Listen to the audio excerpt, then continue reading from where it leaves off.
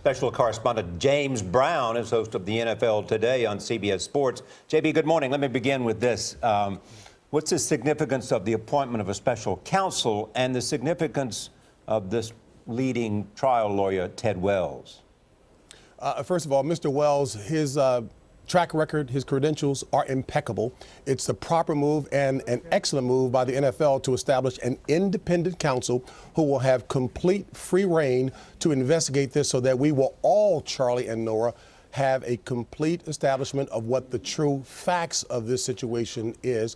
As a matter of fact, we know that it is a multiple layered one, and we haven't gotten to the core issue yet, with a lot more still to come forward, but a superb move with someone of Mr. Wells' caliber. And given that, is this an isolated case, or is the NFL concerned that bullying is much more widespread, and that's why they went to somebody like Ted Wells?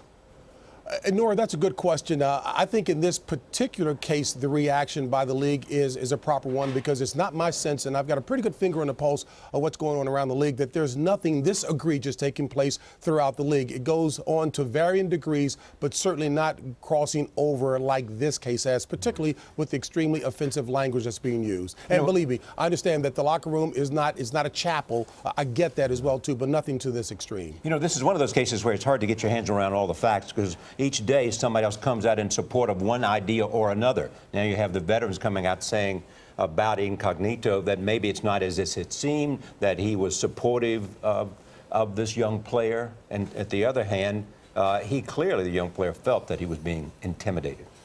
And you know what, Charlie and Nora, let me just be clear as well, too, because I need to be included in this, and all of us exercising a little restraint until all the facts have come out. I know on one of the CBS-owned programs, Showtime, I was pretty animated last night because I was asked my personal opinion that because there were a number of black ball players who came out in support of Richie Incognito and the language that he used, that somehow that justified it. And let me be perfectly clear. The use of racial epithets, derogatory, vile language about the young man and his mother by any stretch of the imagination is not to be condoned, and I think it's very intellectually shallow to suggest that simply because some black ball players supported that it makes it right. An indecent, inappropriate use of language is incorrect by any standard of measurement, and certainly is not justified simply because of, again, a shallow statement by some black ball players that it's the right thing to do. Absolutely not. Yeah. Thanks, JB. Thank you.